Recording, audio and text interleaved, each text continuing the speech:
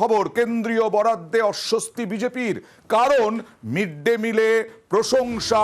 Mid day মিলের বরাদ্দ হয়েছে 4,000 কোটি টাকা। রাজ্যের মিড ডে মিল মডেল বলা হলো কেন্দ্রের থেকে, এবং শুধু তাই নয়, রাজ্য যাতে মিড ডে মিলের টাকা না পায় তার জন্য অনেক সময় আমরা দেখেছিলাম বিরোধী নেতারা অর্থাৎ বিজেপির নেতারা তারা দরবার করেছিলেন কেন্দ্রের কাছে। এমনকি মিড ডে মিলের তদন্ত করতে কেন্দ্রীয় দলও এসেছিল, বিভিন্ন কেন্দ্রীয় দল, কিন্তু তার মধ্যেই এই রাজ্যের মিড ডে মিল নিয়ে মডেল বলা হলো বৈঠকে এবং 4,000 কোটি টাকা বরাদ্দ হলো। কথা বলবো প্রতিনিধি সোমরাজের সঙ্গে। সোমরাজ, দেখো, অবশ্যই রাজ্যের মিড ডে মিলকে মডেল হিসেবে দাবি করেছে কেন্দ্রের যে বৈঠক হয় গতকাল এবং গত দুদিন ধরে যে বৈঠক হয়, সেই বৈঠকেই মিড ডে মিলকে মডেল হিসাবে দাবি করা হয়েছে। বিশেষত রাজ্য সরকার যেভাবে টাকা খরচ করেছে মিড ডে মিলের ক্ষেত্রে, তাকেই মূলত মডেল হিসাবে দাবি করছে এবং অন্যান্য রাজ্যকেও রাজ্যের এই মডেলকে অনুসরণ করার কথা বলা হয়েছে।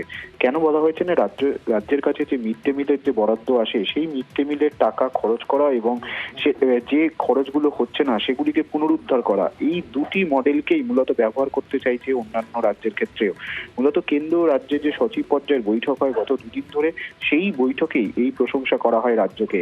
পাশাপাশি আরো একটি গুরুত্বপূর্ণ বিষয়, যে সমগ্র শিক্ষা অভিযান প্রকল্পকেও এবার গুরুত্বপূর্ণ বরাদ্দ দিল রাজ্য। কখন কেন্দ্র বরাদ্দ দিল, যখন দেশ জুড়ে লোকসভা নির্বাচন হতে চলেছে খুব শীঘ্রই।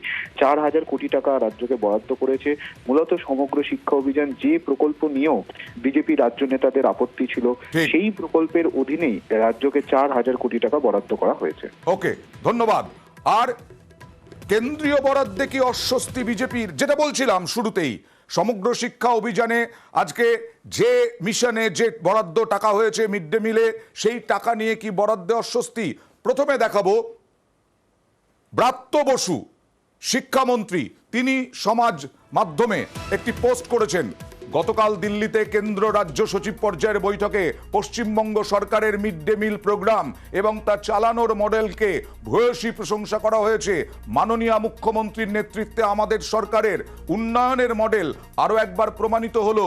কিছুদিন আগে কেন্দ্রীয় দলের অপপ্রচার এবং বিরোধী কুৎসা আবার একবার ভুল প্রমাণিত হলো। অশোক স্তম্ভের তলার লেখাটাই আবার প্রতিষ্ঠিত হলো, সত্যমেব জয়তে, মানে সত্যের জয়। আর কেন্দ্রীয় শিক্ষা প্রতিমন্ত্রী তিনি বলছেন উদার, আসলে সরকার, কেন্দ্রীয় সরকার উদার, শিশুদের কথা ভেবেই এই বরাদ্দ, এই রকম প্রশংসা। দেখুন কেন্দ্রীয় সরকারের ভূমিকা কতটা জনমুখী বা জনদরদিপূর্ণ। বিজেপির যে অভিযোগ ছিল সে অভিযোগ সত্য প্রমাণিত হয়েছে, কিন্তু তার সত্ত্বেও ছাত্রদের আমরা কষ্ট দিতে পারি না। ছাত্রদের যাতে কষ্ট না হয় সেটাও যেমন কেন্দ্রীয় শিক্ষা মন্ত্রক দেখবে।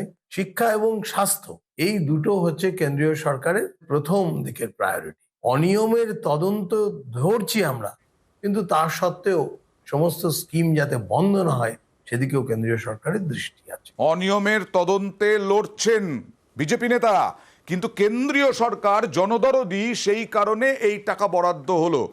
আর সুকান্ত মজুমদার বলছেন যে আসলে কেন্দ্রের কিছু করার নেই, রাজ্য যা যা রিপোর্ট দেয় সেই অনুযায়ী এই প্রশংসা, সেই অনুযায়ী এই বরাদ্দ। দেখুন, সমস্ত মডেল সিনেমা যা আছে সবকিছু হচ্ছে রাজ্যের পাঠানোর রিপোর্ট অনুসারে। কেন্দ্র সরকারের কিছু করার নেই, যা রিপোর্ট রাজ্য সরকার পাঠাবে। ফেডারেল স্ট্রাকচার তো, কেন্দ্রের কোনো জাজমেন্ট করার জায়গা নেই তো এখানে। তথ্য পাঠায়, এই খাওয়ানো হয়েছে, অমুক খাওয়ানো হয়েছে, লিখে দিতে কি যায় আসে? পয়সা লাগে না তো লিখতে। আমাদের সরকার কোনোদিনও কোনো রাজ্যকেই বঞ্চিত করে না। আর পাল্টা আক্রমণ কুণাল ঘোষের। কেন্দ্রীয় সরকার বলছে পশ্চিমবঙ্গের মিড ডে মিলটা হচ্ছে মডেল, আদর্শ। রাজ্যের মিড ডে মিলের প্রশংসা করছে কেন্দ্রের সরকার, মোদী সরকার, আর এখানে কুৎসা করছে বিরোধীরা। এটাই তো প্রতিহিংসার রাজনীতি, এটাই তো বৈপরীত্য, এটাই তো বৈষম্য। ফার্স্ট বয়কে তো লোকে প্রাইজ দেবে, ফার্স্ট বয়কে কি করে পানিশমেন্ট দেয়? তো সুতরাং এর থেকেই বোঝা যায় আসলে দুধ কা দুধ পানি কা পানি মানুষ করে নেন।